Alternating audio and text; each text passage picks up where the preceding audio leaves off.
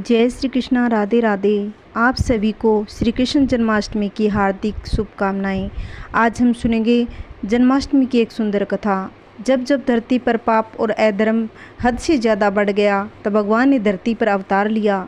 विष्णु जी का एक अवतार श्री कृष्ण थे। मथुरा की राजकुमारी देवकी और वासुदेव की 8वीं संतान के रूप में जन्मे। कान्हा का बचपन गोकुल में माता यशोदा की गोद में बीता। राजा कंस से बचाने के लिए वासुदेव ने कान्हा के जन्म के बाद ही उन्हें अपने चचेरे भाई नंद बाबा और यशोदा को दे दिया था। श्री कृष्ण ने अपने जन्म से लेकर जीवन के हर पड़ाव पर चमत्कार दिखाए। श्री कृष्ण जन्माष्टमी का त्यौहार बड़ी धूमधाम से श्रद्धा भाव के साथ मनाया जाता है। भाई कंस के अत्याचार को कारागार में सह रही देवकी ने भाद्रपद के कृष्ण पक्ष की अष्टमी तिथि को अपनी 8वीं संतान के रूप में श्री कृष्ण को जन्म दिया था। भगवान श्री कृष्ण ने पृथ्वी पर कंस के अत्याचार और आतंक से मुक्त कराने के लिए अवतार लिया। इसी कथा के अनुसार हर साल भाद्रपद की अष्टमी को श्री कृष्ण जन्माष्टमी का पर्व मनाया जाता है। भाद्रपद कृष्ण अष्टमी तिथि की घनघोर अंधेरी रात को रोहिणी नक्षत्र में मथुरा के कारागार में वासुदेव की पत्नी देवकी के गर्भ से भगवान श्री कृष्ण ने जन्म लिया था। द्वापर युग में भोजवंशी राजा उग्रसेन मथुरा में राज्य करते थे।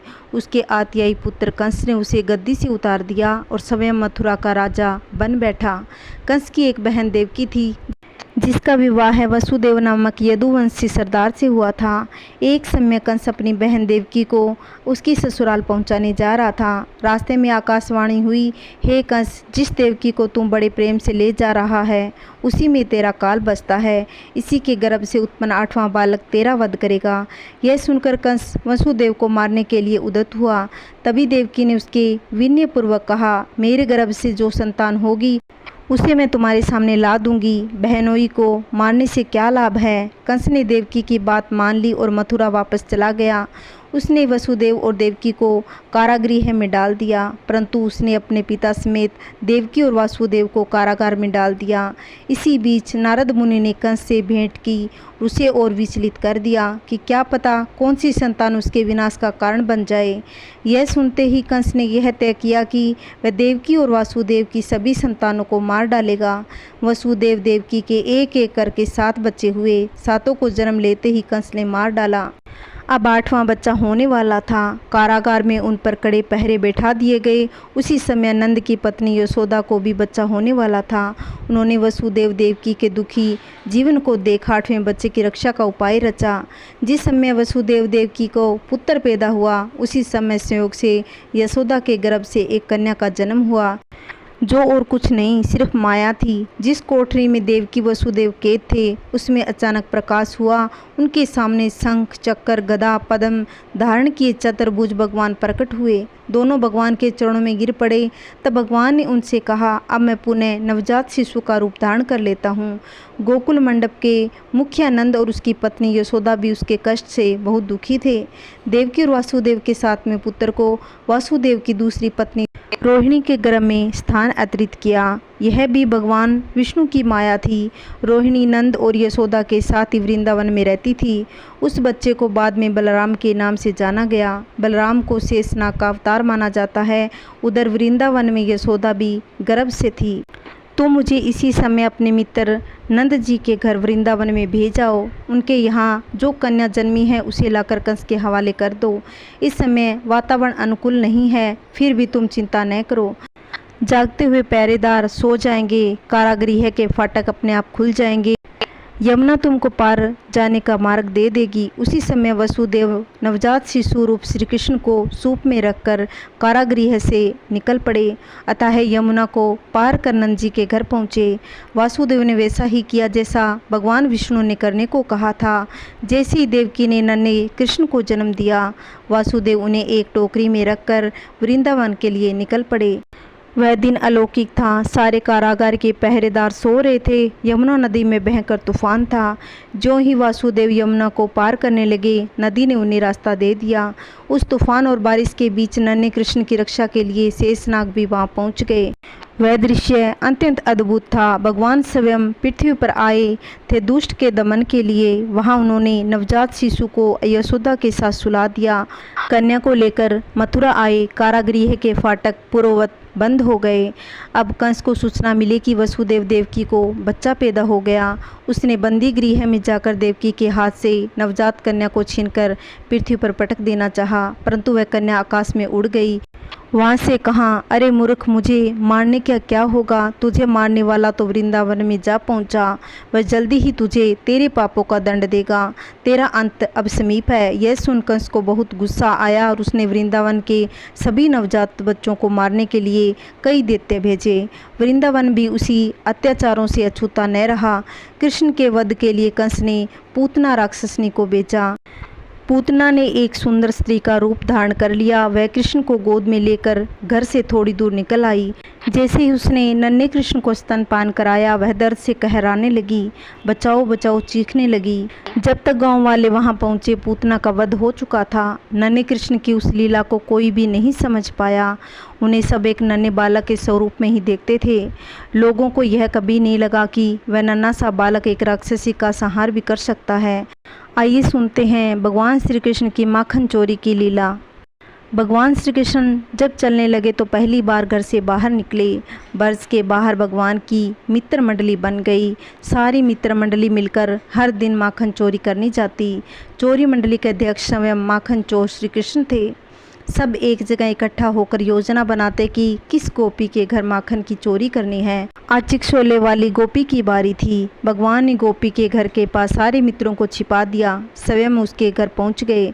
द्वार खटखटाने लगे। भगवान ने अपने बाल और काजल बिखरा लिए। गोपी ने द्वार खोला तो श्री कृष्ण को खड़ा देखा। गोपी बोली, अरे लल्ला, आज सुबह सुबह यहाँ कैसे? कन्हैया बोले, गोपी क्या बताऊँ। आज सुबह उठते ही मैया ने कहा, लल्ला तुम चिकसोले वाली गोपी के घर चला जाना। उससे कहना आज हमारे घर में संत आ गए, मैंने तो ताज़ा माखन निकाला नहीं। गोपी बहुत सुबह जल्दी माखन निकाल लेती है। उसके जाकर कहना कि मटकी माखन दे दे, तो बदले में 2 मटकी माखन लौटा दूंगी। गोपी बोली, लल्ला मैं अभी माखन की मटकी लाती हूँ। मैया यशोदा से कह देना कि लौटाने की आवश्यकता नहीं है, संतों की सेवा मेरी ओर से हो जाएगी। जट से गोपी अंदर गई और माखन की मटकी ले आई।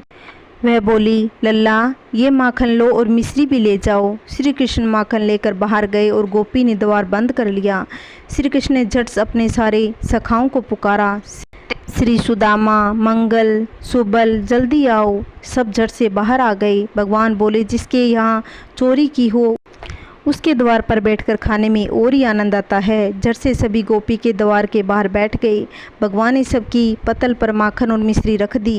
उन्होंने बीच में स्वयं बैठ गए। सभी सखा माखन और मिश्री लाने लगे। माखन के खाने के पटपट और मिश्री के खाने के कटकट की ध्वनि आ रही थी। जब यह ध्वनि गोपी ने अंदर से सुनी तो वह सोचने लगी, ये ध्वनि कहाँ से आ रही है। जैसे ही उसने द्वार खोला तो सारे सखाओं के साथ श्री कृष्ण माखन खा रहे थे। गोपी बोली, अरे क्यों रे कन्हैया, माखन संतों को चाहिए था, इन चोरों को। भगवान बोले, देखो गोपी, ये भी किसी संत से कम नहीं, सबके सब संत हैं। देखो किसी ने वस्त्र धारण नहीं किए हुए, तू इन्हें दंडवत प्रणाम कर। गोपी बोली, अच्छा कान्हा, इन्हें दंडवत प्रणाम करूं? रुको, अभी अंदर से डंडा लेकर आती हूँ। गोपी झट से अंदर गई और डंडा लेकर आई। भगवान श्री कृष्ण ने कहा, मित्रों भागो भागो, नहीं तो गोपी पूजा कर देगी। आइए अब सुनते हैं श्री कृष्ण और कालिया नाग की कहानी। श्री कृष्ण की बाल लीलाओं से जुड़े कई रोचक किस्से हैं। एक किस्सा कालिया नाग का। श्री कृष्ण ने अपनी लीला से उसका घमंड चूर चूर कर दिया था। तो चलो कहानी सुनते हैं। एक बार की बात है, जब यशोदा ने लल्ला कन्हैया गोकुल में रहा करते थे। गोकुल के पास ही यमुना नदी बहती थी। एक बार यमुना को कालिया नाग ने अपना घर बना लिया। नदी के पानी को अपने विष से जहरीला कर दिया। उस पानी को पीकर पशु पक्षी और गांव के लोग मरने लगे। एक बार श्री कृष्ण अपने दोस्तों के साथ खेलते खेलते यमुना नदी के किनारे पहुंच गए। खेलते खेलते अचानक से उनकी गेंद नदी में जा गिरी। अब यमुना नदी के पानी और उसमें रहने वाले कालिया नाग के बारे में सभी को मालूम था, इसलिए मौत के डर से कोई भी नदी में जाने को तैयार नहीं हुआ। तब श्री कृष्ण ने कहा कि मैं गेंद लेकर आता हूँ। सभी बच्चों ने उन्हें नदी में जाने से रोका, लेकिन वह नहीं माना। नदी में छलांग लगा दी। सभी बच्चे डर के मारे घर पहुँचे और यशोदा मैया को कन्हैया के नदी में कूदने वाली बात कही। यह सुनते ही यशोदा मैया डर गई, फूट फूट कर रोने लगी। यह बात धीरे धीरे पूरे गोकुल धाम में जंगल की आग की तरह फैल गई। तभी दौड़े दौड़े यमुना नदी किनारे आए, लेकिन कृष्ण अभी तक वापस नहीं आए थे। वहीं नदी में श्री कृष्ण को देखकर कालिया नाग की पत्नियों ने उन्हें वापस जाने को कहा, लेकिन श्री कृष्ण नहीं माने।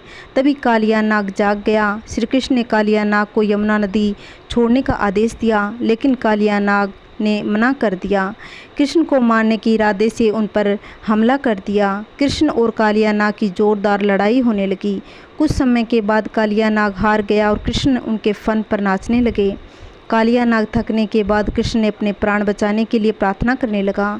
तब कृष्ण ने उसे अपने स्थान पर वापस जाने को कहा। कालिया ने कहा कि वहाँ पर गरुड़ मुझे मार डालेगा, मैं वहाँ कैसे जाऊँ। इस पर कृष्ण ने कहा कि मेरे चरणों के निशान तुम्हारे फन पर है, उसे देखकर गरुड़ तुमको नहीं मारेंगे। इसके बाद कालिया नाग श्री कृष्ण को अपने फन पर उठाकर यमुना नदी के बाहर आ गया। उसके बाद उसकी पत्नी के साथ अपने स्थान पर चला गया। कृष्ण को सही सलामत वापस पाकर सभी बहुत खुश हुए। गोकुल में उत्सव मनाया गया। श्री कृष्ण के स्वरूप की अनुभूति गोवर्धन पर्वत। एक घटना ऐसी भी घटी जिसके बाद सभी गांव वालों को कृष्ण के भगवान रूप का विश्वास हो चुका था। वह जान चुके थे कि ये कोई साधारण बालक नहीं है, यह स्वयं भगवान है, इंसान के रूप में अवतरित हुए हैं। जब गांव वालों ने इंद्र उत्सव न मनाकर गोप उत्सव मनाने लगे, तब इंद्रदेव बहुत क्रोधित हो उठे। उन्होंने पूरे गांव को नष्ट करने के लिए अत्यधिक प्रयत्न किया। और चरों और पानी ही पानी था। उन जीवन अस्त व्यस्त हो चुका था। गांववासी त्राही त्राही कर रहे थे। तब कृष्ण ने गोवर्धन पर्वत को एक उंगली में उठा लिया। सभी गांववासियों को उसके नीचे शरण दी। यह देख इंद्रदेव को भी अपनी भूल का एहसास हुआ। उन्होंने भी श्री कृष्ण के क्षमा मांगी। गांववासियों ने श्री कृष्ण को भगवान रूप में अनुभव किया। भगवान श्री कृष्ण की हर लीला रोमांचक है और इस बात का विश्वास दिलाती है कि जब जब दुष्टों ने अपने अत्याचार से पृथ्वी पर सुख और शांति का विनाश किया, तब तक ईश्वर पृथ्वी पर अवतरित हुए। उन्होंने दुष्टों का संहार किया। श्री कृष्ण की वाणी को भगवत गीता में पिरोया गया ताकि युगों युगों तक हमें हमारे कठिन समय में मार्गदर्शन करा सके। उनकी रचना भगवत गीता हमेशा से ही मनुष्य का मार्गदर्शन कराती है। आइए जान लेते हैं जन्माष्टमी के व्रत की पूजा विधि और नियम के बारे में। सुबह जल्दी उठें, स्नान करें और साफ़ कपड़े पहनें। घर के मंदिर को साफ़ करें। घर के मंदिर को फूल मालाओं से सजाएं। मंदिर में रखे लड्डू गोपाल को स्नान कराएं, उन्हें साफ़ कपड़े पहनाएं। जन्माष्टमी के व्रत के दौरान फलाहार भोजन करें। जिन लोगों ने व्रत नहीं रखा, उन्हें भी जन्माष्टमी के वास्तविक भोजन करना चाहिए। भगवान श्री कृष्ण के भजन सुने, कथा कहानी सुने। श्री कृष्ण जन्म उत्सव के लिए दूध से बनी चीज़ों का प्रसाद तैयार करें। जन्माष्टमी पर पूजा के दौरान कान्हा को झूला जरूर झुलाएं। कान्हा को तुलसी दल, माखन मिश्री, खीरा, पंचामृत, गाय के दूध को तैयार कर भगवान श्री कृष्ण को अर्पित करें। जन्माष्टमी पर गरीब और ज़रूरतमंदों को दान करें। गायों की सेवा करें, उन्हें हरा चारा खिलाएं। जन्माष्टमी पर लड्डू गोपाल की पूजा के दौरान मुरझाए फूल अर्पित ना करें। व्रत के दौरान गायों को भूलकर भी ना सताएं। इस्तेमाल किए एक दिन पहले तुलसी की पत्तियां तोड़ लें। श्री कृष्ण उत्सव पर काले रंग के कपड़े इस्तेमाल न करें। पूजा के दौरान कान्हा को भी पीले वस्त्र पहनाएं। संभव हो तो घर के सभी सदस्य पीले कपड़े पहनें। इस शुभ अवसर पर आप भी अपने दोस्तों और परिजनों को जन्माष्टमी की शुभकामनाएं संदेश जरूर भेजें। बोलिए श्री कृष्ण भगवान की जय। आप सभी को जन्माष्टमी की ढेर सारी शुभकामनाएं। बोलिए श्री कृष्ण भगवान की जय। अगर आपको मेरी वीडियो अच्छी लगी हो तो लाइक करना, वीडियो को शेयर करना। अगर आप चैनल पर नए हो तो प्लीज़ चैनल को सब्सक्राइब करना, जिससे आने वाली वीडियो की नोटिफिकेशन आप तक पहुंच सके। जय श्री कृष्ण, राधे राधे।